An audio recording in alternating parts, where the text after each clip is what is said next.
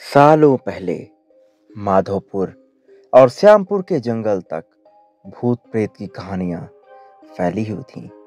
पास के ही गांव के लोग इन्हीं जंगलों में अपने जानवर चराते थे, लेकिन भूत के डर से शाम होने से पहले लौट जाते थे। एक दिन राजीव भी उसी जंगल में अपनी बकरियों के लिए घास लेने गया था।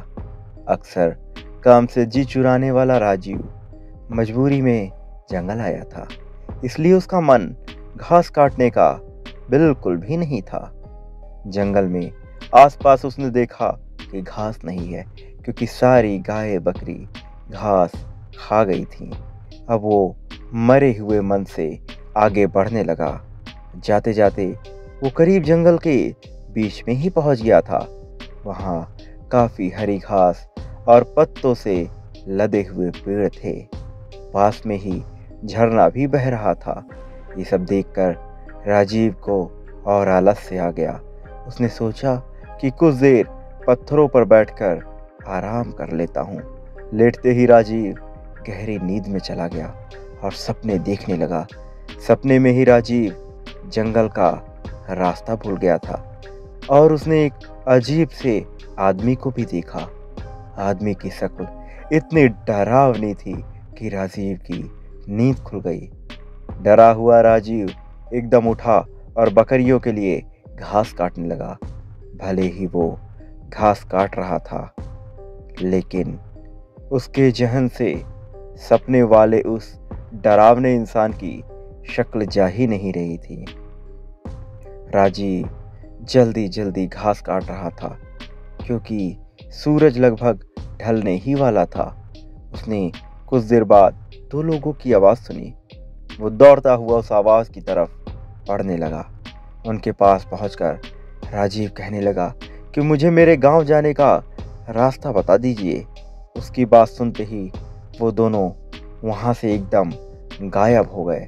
उन्हें एकदम से गायब होता देख राजीव हैरान हो गया। कुछ देर बाद जब राजीव को होश आया तो उसने अपने सपने वाले उसी इंसान को अपने सामने देखा।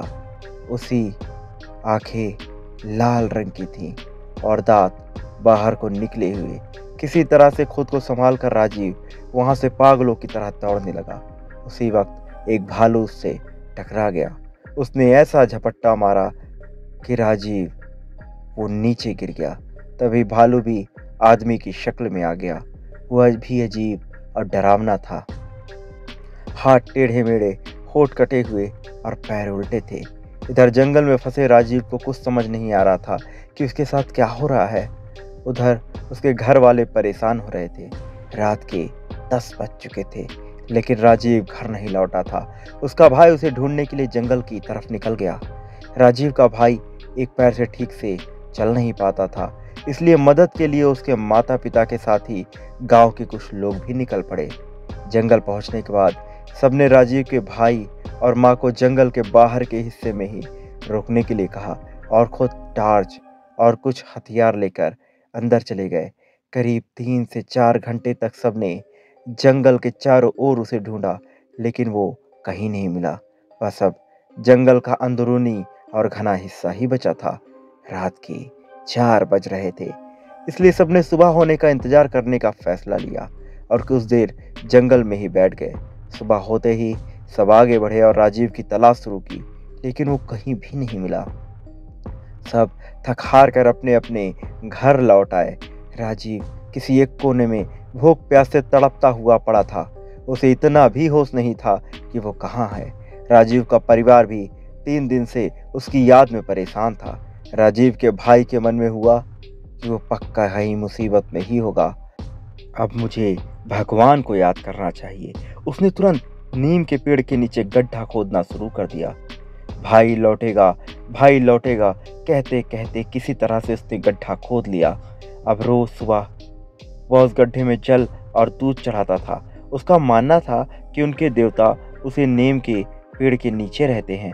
वो रोज सुबह उसी पेड़ के पास बैठ जाता और उसे कोई भी उठाने के लिए आता तो उसे धक्का मार देता। नीम के पेड़ के साथ बैठकर राजीव का भाई बस यही कहता रहता था कि मेरा भाई आएगा, उसे मेरे भगवान लेकर आएंगे। राजीव के ना मिलने और उसके बड़े भाई की ऐसी हालत देखकर गांव वालों ने एक भगत को बुलाया। उन्होंने कुछ देर ध्यान लगाकर सबको बताया कि राजीव जिंदा है, वो कल घर आ जाएगा। उसकी मदद करने के लिए खुद भगवान जा रहे हैं। कुछ दिनों बाद राजीव किसी की साइकिल पर बैठकर घर सही सलामत लौट कर आ गया। उसका शरीर इतना कमजोर था कि उसे अस्पताल में भर्ती कराना पड़ा। करीब 3 दिन बाद उसकी तबीयत ठीक हो गई। अब राजीव के भाई ने पूछा कि तुम्हें क्या हुआ था और तुम किस तरह से बचे। राजीव ने बताया कि उसे जंगल में भूतों ने घेर कर रखा हुआ था। वो ऐसे खतरनाक दिखते थे कि उन्हें याद करते ही डर लगता है। आवाज़ें भी अजीब अजीब सी निकाल कर मेरे चारों तरफ नाचते रहते थे।